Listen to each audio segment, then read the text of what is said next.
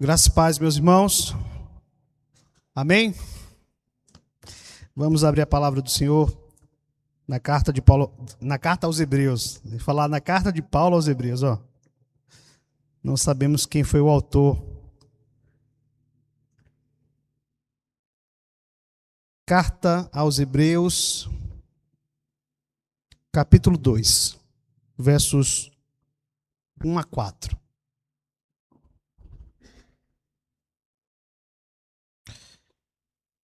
O tema do sermão é este: não negligencie tão grande salvação. Hebreus 2, de 1 a 4. Diz assim, meus irmãos, a santa e inerrante palavra do nosso Deus. Por esta razão, importa que nos apeguemos com mais firmeza às verdades ouvidas, para que delas jamais nos desviemos. Se, pois, se tornou firme a palavra falada por meio de anjos, e toda transgressão ou desobediência recebeu justo castigo, como escaparemos nós, se negligenciarmos tão grande salvação? A qual, tendo sido anunciada inicialmente pelo Senhor, foi-nos depois confirmada pelos que a ouviram, dando Deus testemunho juntamente com eles, por sinais, prodígios e vários milagres, e por distribuições do Espírito Santo, segundo a sua vontade. Até aí, meus irmãos. Que o Senhor tenha misericórdia de cada um de nós e fale conosco através da pregação da sua palavra. Em nome de Jesus. Meus irmãos, depois de apresentar a majestade incomparável do Filho de Deus, no capítulo 1, quando o autor ele diz que Cristo era superior aos profetas, superior aos anjos, porque Ele é o Criador dos céus e da terra, Ele é o Senhor entronizado à direita da majestade. Agora, o autor interrompe momentaneamente sua exposição para fazer uma série de advertências pastorais. Veja, o problema não era uma rejeição aberta do Evangelho, porque nós sabemos que muitos daqueles irmãos estavam passando por dificuldades, por muitos problemas, e muitos estavam sendo tentados a abandonar o Evangelho. Mas aqui, observem que surge uma exortação da parte do autor inspirado, falando sobre o perigo, que era algo muito sutil, muito sutil. Alguns estavam correndo o risco de afastar-se lentamente da verdade que haviam recebido. A pressão das dificuldades, a pressão das perseguições, das provações, poderia levar aqueles irmãos e pode levar muitos crentes a tratar com descuido aquilo que haviam ouvido acerca de Cristo. Por isso, antes de prosseguir aqui sua exposição sobre a grandeza do Filho, o autor para e faz uma pergunta que ecoa através dos séculos e alcança cada geração da igreja. Como escaparemos nós se negligenciarmos tão grande salvação? Irmãos, essa é a questão que domina essa perícope que nós lemos aqui, os versículos de 1 a 4. A grandeza da salvação revelada em Cristo torna indesculpável toda negligência espiritual diante de Deus. E para demonstrar a seriedade dessa advertência, o autor ele apresenta aqui 3 razões pelas quais ninguém deve tratar com descuido a salvação revelada em Cristo. Então vamos abordar essas 3 razões pelas quais ninguém deve tratar com descuido a salvação revelada em Cristo. Primeiro, veja, devemos dar maior atenção à mensagem que nós recebemos. Versículo 1 diz: por essa razão importa que nos apeguemos com mais firmeza às verdades ouvidas, para que delas jamais nos desviemos. Por esta razão, Essas palavras aqui, meus irmãos, conectam diretamente a advertência do capítulo 2 com o que ele falou no capítulo 1. O autor, ele não está iniciando aqui um novo assunto, meus irmãos. Pelo contrário, ele está extraindo uma aplicação inevitável de tudo que ele acabou de ensinar acerca do Filho de Deus. Nós vimos que durante todo o capítulo 1, o autor demonstrou que Cristo é superior aos anjos, os anjos são servos, Cristo é o Filho, os anjos adoram, Cristo é adorado, os anjos eles ministram, Cristo reina, Cristo é o Criador, os anjos são criaturas, Cristo está assentado no trono, os anjos servem diante do trono. Portanto, a advertência de Hebreus 2 não surge aqui do medo, mas surge da grandeza de Cristo. E aqui o raciocínio, meus irmãos, é simples, o raciocínio do autor. Veja, se o Filho é tão glorioso, e o é, se ele é tão exaltado, e ele o é, então, ele deve ser adorado. A sua mensagem deve ser ouvida com toda atenção. Se Cristo é tão superior a todas as coisas, então a mensagem anunciada por Ele exige a mais séria atenção. O problema dos destinatários aqui dessa carta não era a falta de informação. Eles tinham informação, eles haviam ouvido a verdade. O perigo, meus irmãos, era não dar aquela verdade o valor que ela merecia. Porque, veja, toda verdadeira perseverança cristã, meus irmãos, começa com a visão correta de Cristo. Quando a glória do Filho é diminuída, a negligência espiritual logo aparece. Quando Cristo ele ocupa o centro dos nossos afetos, a atenção à sua palavra torna-se uma consequência natural. Mas se nós não consideramos Cristo, irmãos, glorioso como Ele é, não daremos a devida atenção à sua mensagem, como muitos o fazem, como muitos estavam fazendo naquela época. Observe aí cuidadosamente o texto, quando ele diz, importa que nos apeguemos. O autor, ele inclui a si mesmo na exortação. Ele não fala apenas para os outros, ele diz nós. Essa aqui é uma advertência, meus irmãos, ou melhor, uma característica marcante de Hebreus. As advertências aqui não são dirigidas aos pagãos, são dirigidas a pessoas que ouviram o evangelho, pessoas que frequentavam a congregação naquela época, pessoas que estavam familiarizadas com as escrituras, pessoas que professavam a fé cristã. Isso torna a advertência ainda mais séria. Porque o maior perigo, irmãos, nem sempre está fora da igreja. A gente acha isso, não é? Que o maior perigo está fora da igreja. Muitas vezes, esse perigo está dentro da igreja.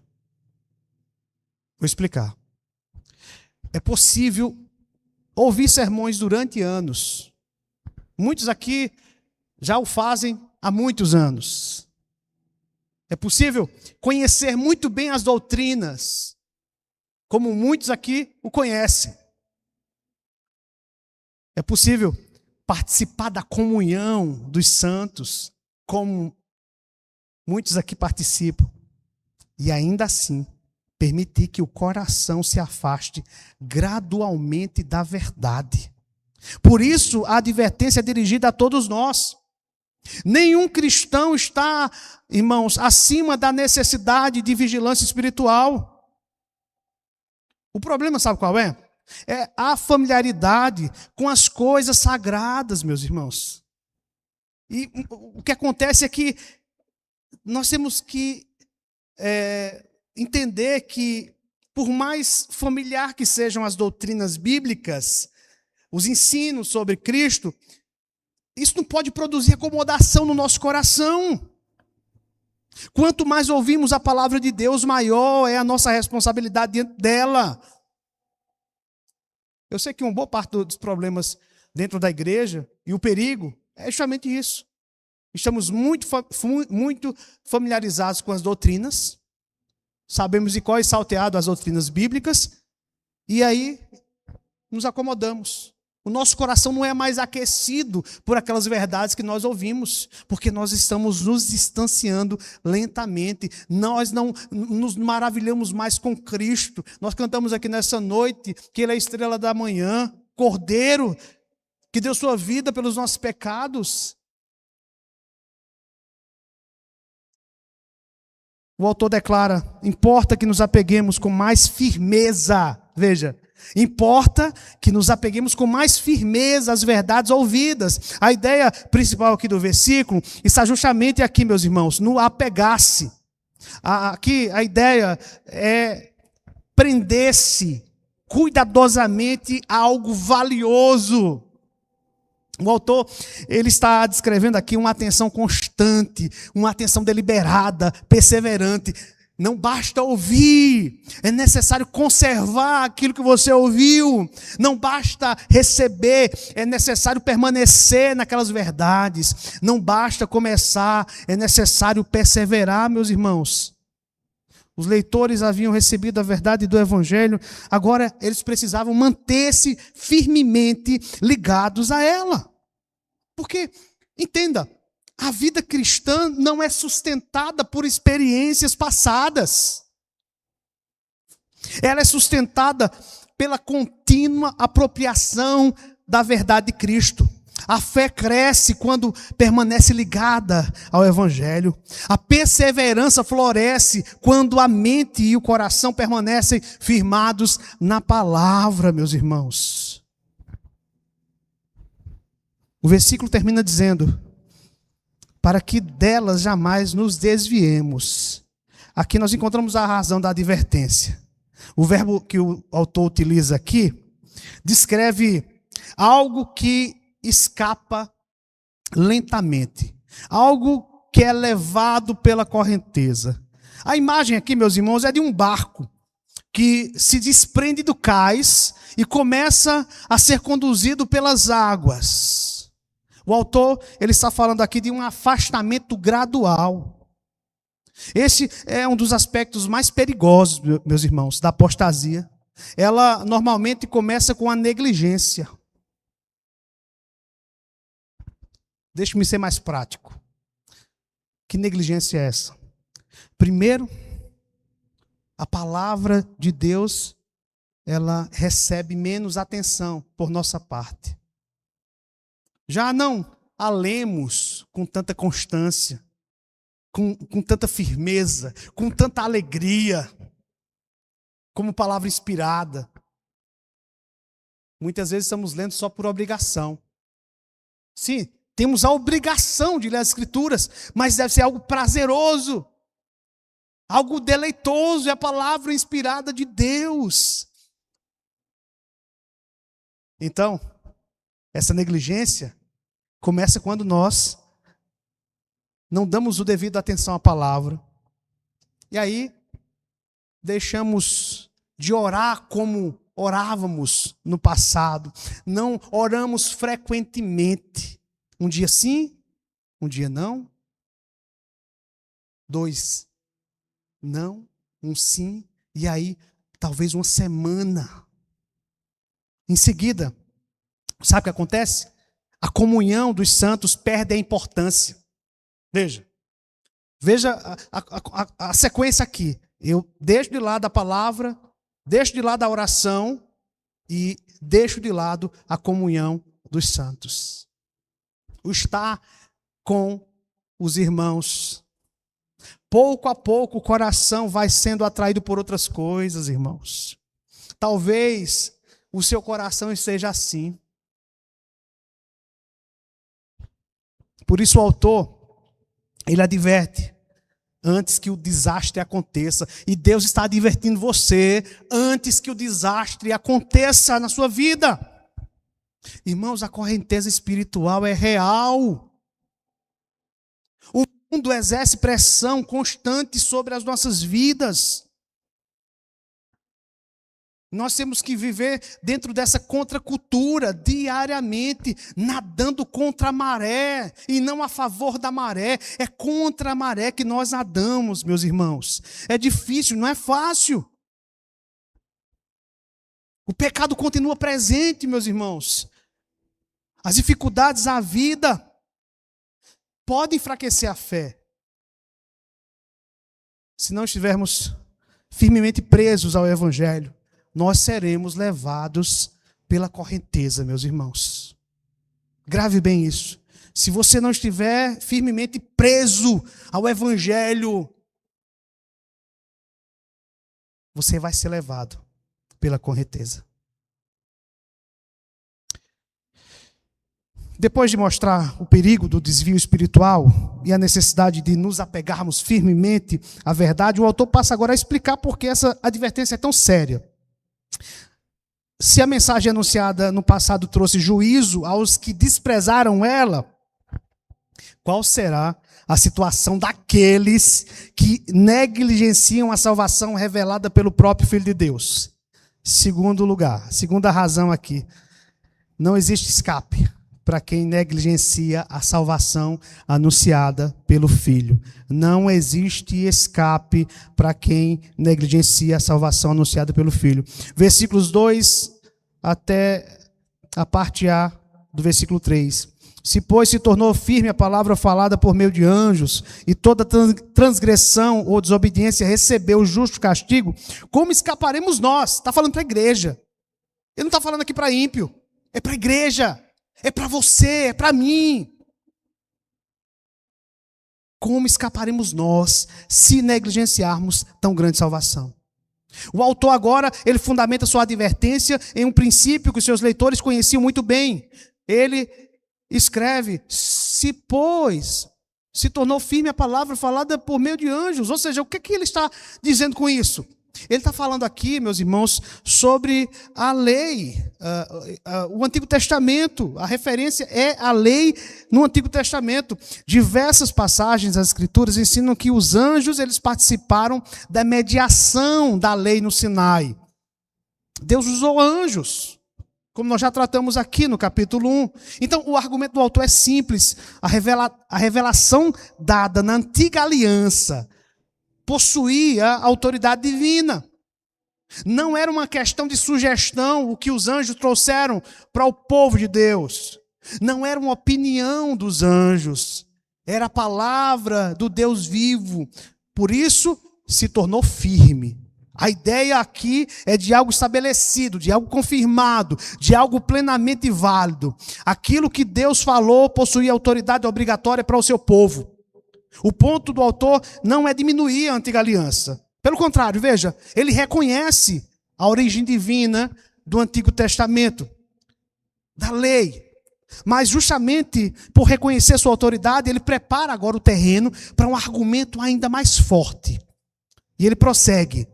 E toda transgressão ou desobediência recebeu justo castigo. Aqui nós encontramos a prova histórica, meus irmãos, o argumento anterior. A lei não possuía apenas autoridade, ela também possuía sanções. A desobediência produzia consequências reais. O autor, ele utiliza aqui duas palavras importantes. A primeira é traduzida por transgressão. Ele descreve alguém que ultrapassa deliberadamente um limite que foi estabelecido por Deus. Transgressão é a violação consciente de uma ordem divina. Está lá, explícito, que nós não devemos levantar falso testemunho contra o nosso próximo. É uma ordem expressa de Deus.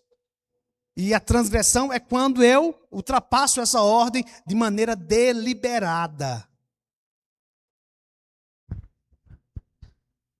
A segunda palavra que ele usa aqui é desobediência. Ela enfatiza a recusa em ouvir aquilo que Deus ordenou. Veja, transgressão, eu ultrapasso aquilo que Deus delimitou, de maneira deliberada. E a desobediência é justamente se recusar a ouvir aquilo que Deus ordenou. Uma descreve a rebelião ativa, a outra descreve a rejeição daquilo que foi ouvido. Ambas, meus irmãos, receberam justa retribuição. Cada pessoa que transgrediu a lei, cada pessoa que desobedeceu, foi punido. Quer um exemplo? A história de Israel fornece inúmeros exemplos. A geração incrédula morreu no deserto. geração que não confiou na palavra do Senhor. O Senhor disse: não se preocupem, eu vou pelejar por vocês. A luta não é de vocês, é minha.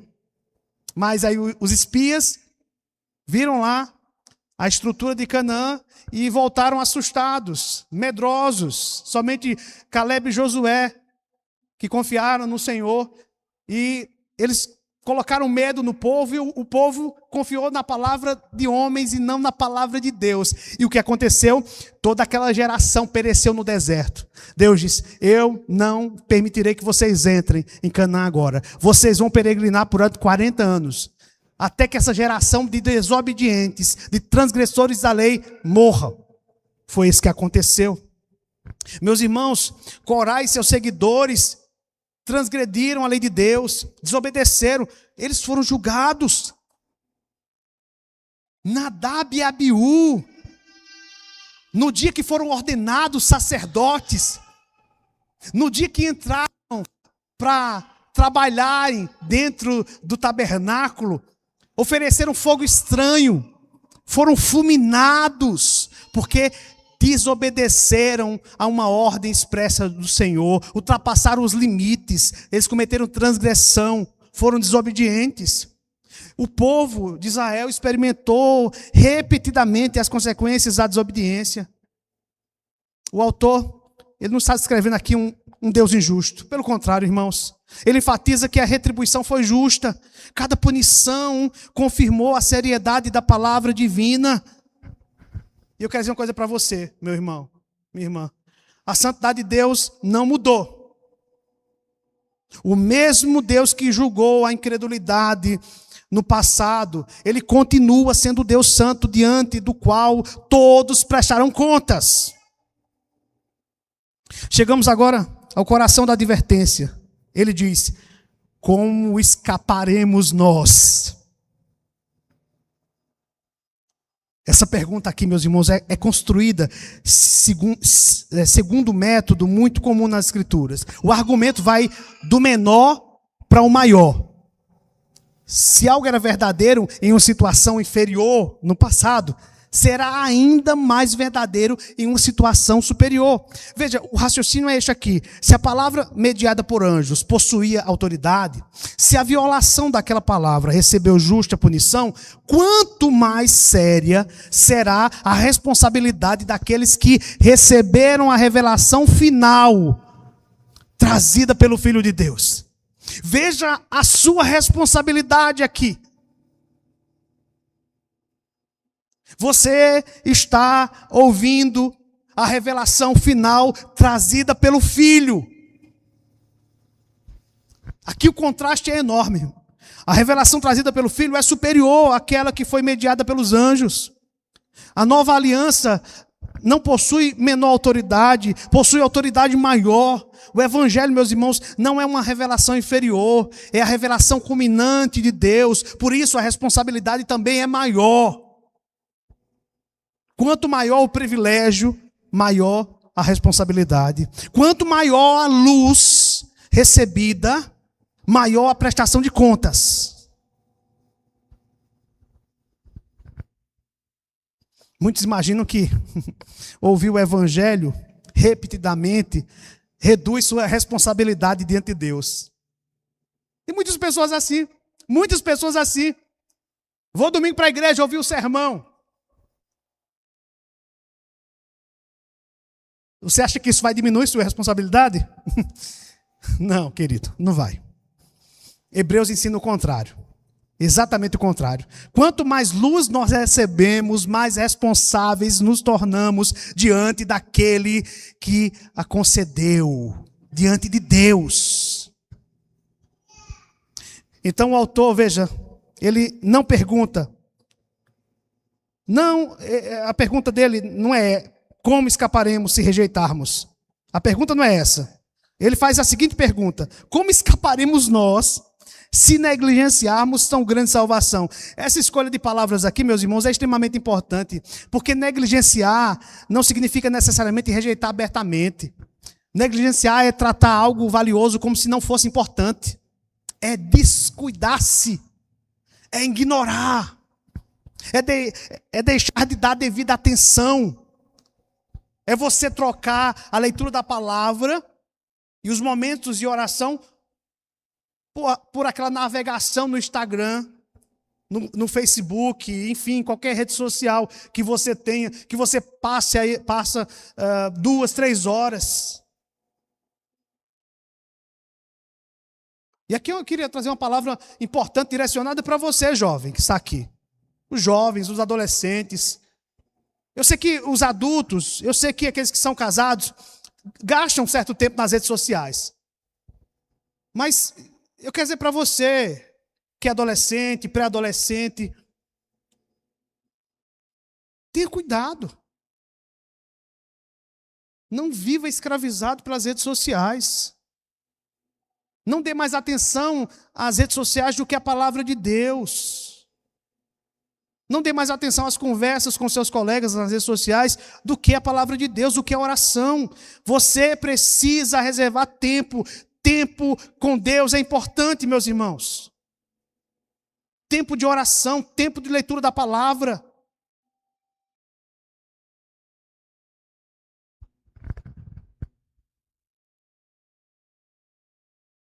O perigo enfrentado aqui pelos leitores de Hebreus, irmãos, não era apenas a apostasia declarada, era a indiferença crescente. Era o descuido espiritual. Era a perda gradual da sensibilidade diante da verdade. Muitos não abandonaram a fé, estavam dentro da igreja, como muitos estão. Mas o afastamento, como eu falei no primeiro ponto, geralmente começa com pequenas negligências. O autor chama o evangelho de tão grande salvação, irmãos. Essa expressão aqui resume toda a riqueza da obra redentora de Deus. Ela é grande por causa da sua origem.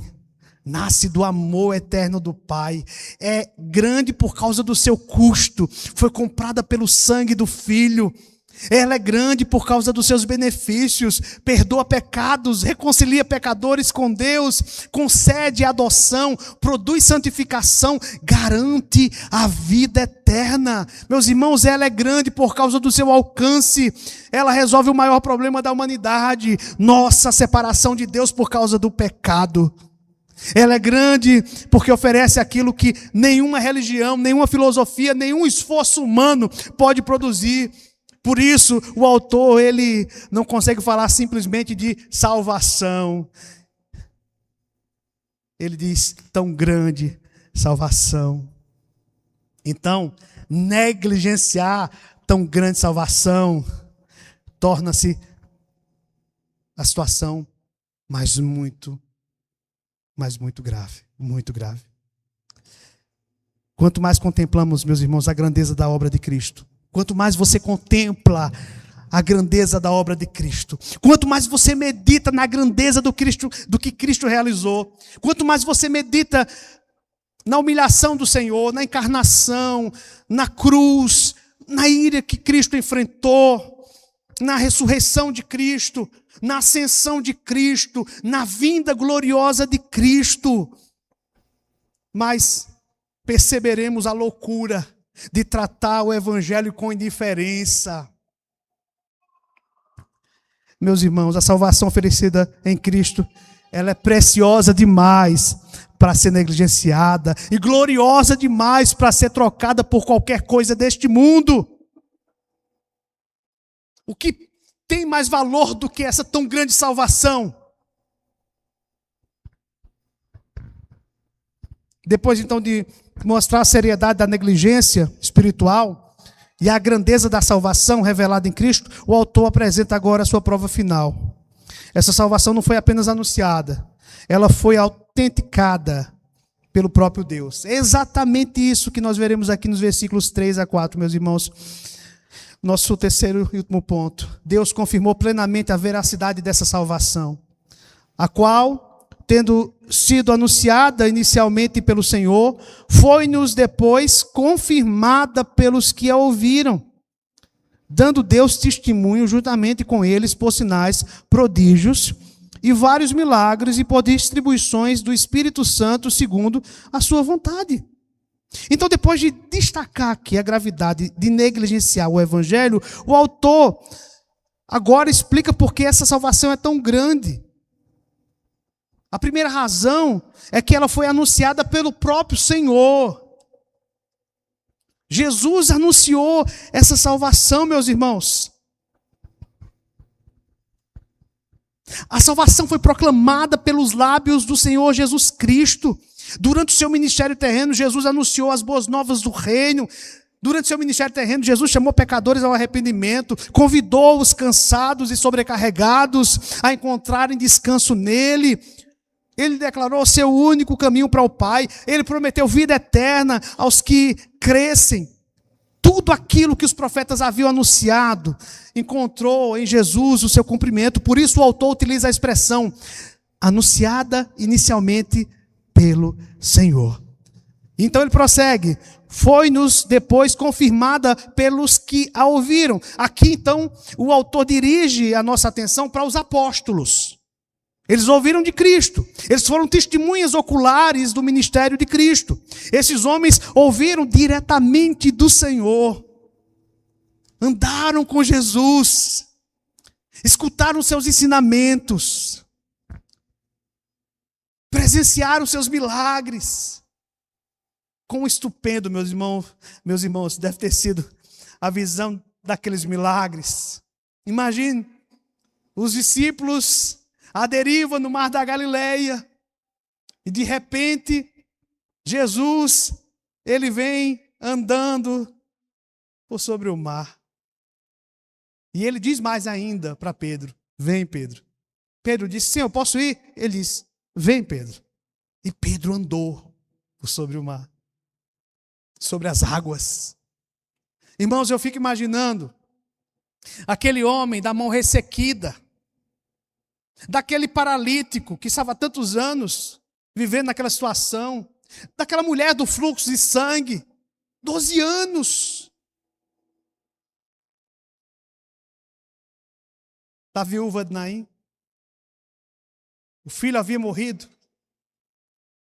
Meus irmãos, e com uma só palavra, como o leproso, quando Jesus diz, quero, fica limpo. Com uma só palavra, com uma só ordem.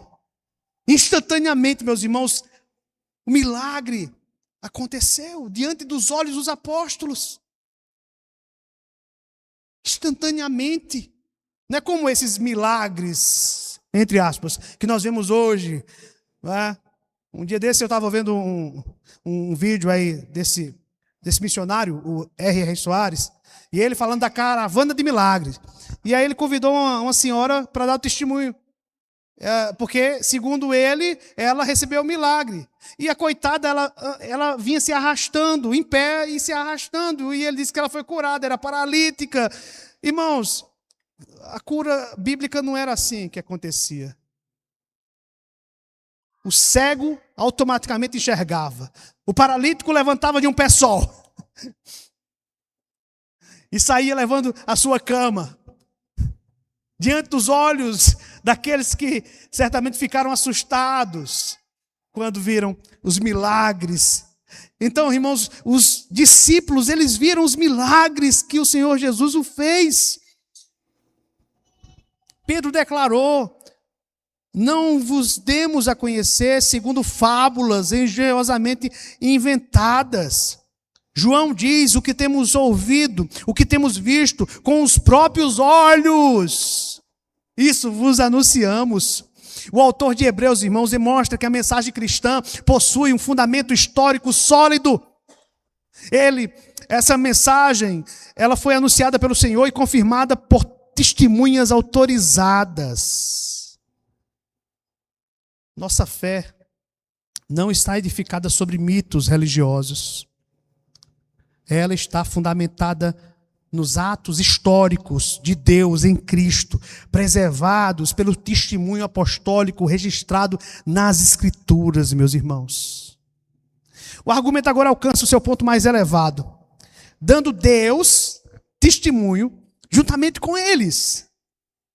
Deus o Pai Não apenas Cristo anunciou, não apenas os apóstolos confirmaram, o próprio Deus testemunhou em favor da mensagem. O Pai autenticou publicamente o Evangelho, meus irmãos. A expressão utilizada pelo autor descreve Deus atuando como testemunha daquilo que os apóstolos proclamavam. Porque o Evangelho não depende apenas do testemunho humano. O próprio Deus declarou a sua aprovação. Essa é uma das razões pelas quais a negligência torna-se tão grave. Ignorar o Evangelho significa desprezar uma mensagem que foi autenticada pelo próprio Deus. Meus irmãos, a questão fundamental não é se existem evidências suficientes para crer. Deus, Ele já forneceu amplo testemunho acerca do seu Filho. A questão verdadeira é como responderemos a esse testemunho. Como é que você responderá a esse testemunho? O autor, ele especifica aqui de que maneira Deus testemunhou. Por sinais, prodígios e vários milagres. Sim, Deus, Ele autenticou a mensagem do Evangelho anunciada pelos profetas, ou melhor, pelos apóstolos, através de sinais, prodígios e milagres. Os apóstolos, eles tinham o dom de cura. Dons extraordinários que não existem mais. Cessaram. Eles tinham um objetivo. Eles tinham o objetivo de confirmar a veracidade da revelação divina. Por isso que os apóstolos eram inspirados por Deus. Eu não estou dizendo, meus irmãos, que milagres não aconteçam. Não aconteçam. Eu creio em milagres. Eu creio no Deus Todo-Poderoso, que faz o impossível. Eu não creio, porque a Bíblia deixa muito claro que os dons apostólicos, os dons de sinais e prodígios que os apóstolos receberam, que tinham como objetivo autenticar a palavra que eles anunciavam, cessaram. Cessaram. Quando o cânon foi fechado, esses dons cessaram. A palavra já foi autenticada. Então, hoje não existe mais ninguém que diga assim, eu tenho um dom de cura. Se você tem um dom de cura, por favor, se dirija a um hospital. Ore para que todos os enfermos ali sejam curados. São charlatões, irmãos, mentirosos, aqueles que dizem isso. Agora, o que é que nós cremos? Nós cremos que Deus, Ele cura. Deus, Ele faz aquilo que Ele deseja fazer segundo a sua vontade. Então, qualquer crente pode orar por algum enfermo. E se Deus quiser curar, Ele cura. Amém? Deus é um Deus que continua operando maravilhas, irmãos. Mas eu digo para vocês que a maior maravilha que Deus tem operado nos nossos dias é termos esse bendito livro diante dos nossos olhos. É termos acesso à revelação completa do nosso Deus. Calvino, ele observou que os milagres foram dados para confirmar a doutrina anunciada e não para substituir a doutrina anunciada, como muitos o fazem hoje. Hoje o foco é nos milagres, falsos milagres, na verdade. Ah, mas eu fui curado de dor de cabeça, pastor, quando eu estava na igreja. Você foi induzido. Alguém usou uma técnica de hipnose, alguma palavra sugestiva que deu aquele alívio momentâneo em você, no seu corpo. Mas com isso eu não estou dizendo que Deus não faça milagres. Não saia daqui imaginando que o pastor da igreja presbiteriana de Confresa não crê no Deus que faz milagres. Eu creio. Só não creio que pessoas hoje tenham esse dom. Mas Deus continua operando milagres segundo a sua vontade. E esses milagres, eles precisam ser autenticados pelas Escrituras. Ser comparados com as Escrituras. Se parecem com aqueles sinais, aqueles milagres que Cristo realizou, que os apóstolos realizaram. Meus irmãos, a verdade é que o centro da fé cristã nunca foram os milagres. O centro sempre foi Cristo. Os sinais existiam para apontar para Cristo, autenticar a obra de Cristo, confirmar a palavra de Cristo. E o versículo termina dizendo: e por distribuições do Espírito Santo segundo a sua vontade. Então, além dos milagres externos, Deus ele confirmou o evangelho por meio da atuação do Espírito Santo. O Espírito Santo, meus irmãos, foi derramado sobre a igreja. O Espírito Santo capacitou os apóstolos. O Espírito Santo concedeu dons espirituais. Ele produziu conversões, transformou vidas. O Espírito Santo edificou a igreja. O livro de Atos mostra repetidamente essa realidade, meus irmãos. Desde o Pentecostes, o Espírito Santo passou a atuar poderosamente na expansão do Evangelho. Sem a capacitação do Espírito Santo, nenhum apóstolo teria condições de sair de Jerusalém. Mas o autor faz questão de acrescentar aqui uma observação importante.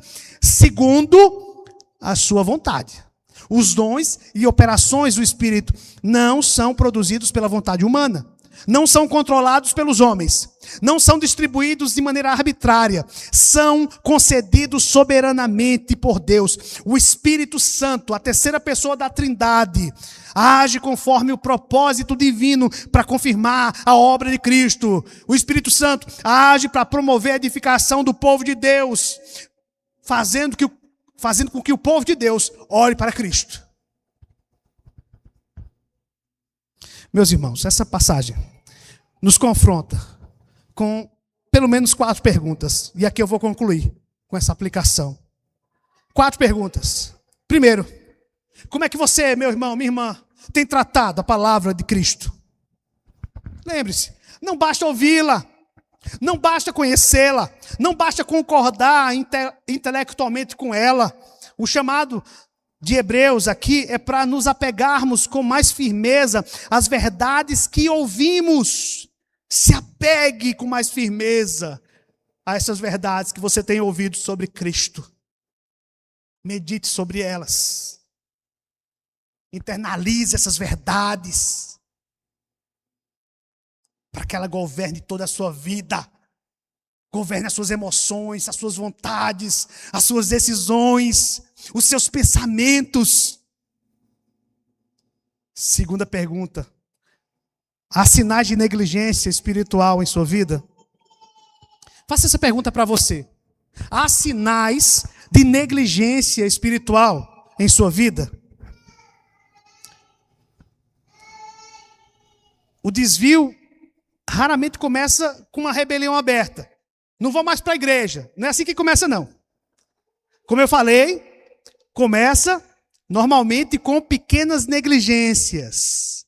Quando a oração perde a prioridade, quando a palavra deixa de alimentar a sua alma, quando Cristo deixa de ocupar o centro dos seus afetos, quando a comunhão dos santos se torna algo secundário. O Espírito Santo nos adverte para que não permitamos que a correnteza deste mundo nos afaste do Evangelho. Terceira pergunta: você compreende a grandeza da salvação que você recebeu? Você compreende a grandeza da salvação que você recebeu? O autor chama essa salvação de tão grande salvação. Ela é grande por causa do Salvador que a conquistou. É grande por causa do preço pago na cruz. É grande por causa da culpa que remove. É grande por causa da justiça que concede. É grande por causa da eternidade que garante. É grande porque conduz pecadores à presença de Deus. Última pergunta: em quem está a sua confiança hoje? Em quem está a sua confiança hoje? Hebreus começou apresentando Cristo como o Senhor que criou todas as coisas. O Senhor que permanece quando o universo desaparece. O Senhor que reina até que todos os seus inimigos sejam colocados debaixo dos seus pés. O Senhor que está assentado à direita do Pai, intercedendo pelo seu povo. Se Cristo é, e Ele o é, quem a Escritura revela, então não existe fundamento mais seguro para a vida e para a morte. Ele é o nosso lugar seguro. O refúgio e fortaleza do Salmo 46 tem um nome. é Cristo. Cristo é o nosso refúgio e a nossa fortaleza. Socorro bem presente na tribulação. É o Deus conosco. Que Ele possa cativar o seu coração diariamente. Que o seu coração seja cativado para Cristo, somente para Cristo. Que os seus pensamentos sejam cativados somente para Cristo. Que Cristo governe a sua vida. E que você entenda aquilo que Jesus falou lá no Sermão da Montanha. Não andeis ansiosos por coisa alguma. A sua preocupação deve ser uma: buscar em primeiro lugar o reino de Deus e a sua justiça, e as demais coisas vos serão acrescentadas. Que Deus nos abençoe, meus irmãos. Que Deus aplique sua palavra aos nossos corações, em nome de Jesus.